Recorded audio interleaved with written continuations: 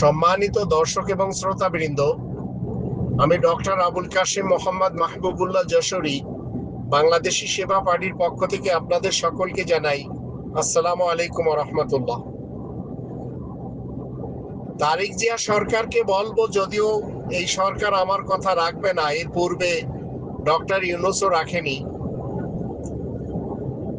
জুলাই অভ্যুত্থানের সময়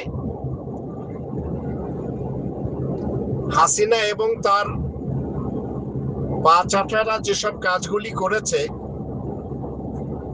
তার যত কল রেকর্ড রয়েছে, এগুলি একটি জাদুঘর বানিয়ে সেখানে রাখা হোক।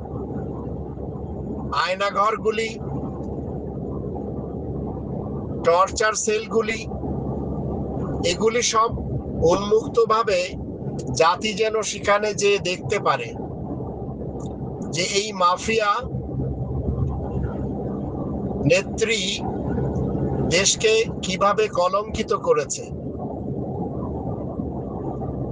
জনগণ এসে যেন হাসিনা এবং তার দলবলের লোকদের কর্মকাণ্ডগুলি দেখে, ঠিক যেভাবে মীর জাফরের কবরে যে মানুষ থুতু দেয়, জুতা নিক্ষেপ করে, সেই রকম যেন এ জাতি ঘৃণার কারণে দিতে পারে।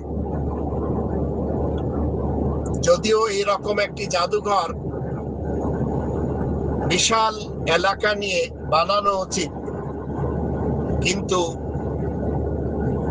তারেক জিয়া সরকার বানাবে না। সে নিজেও হাসিনার পথে হাঁটছে।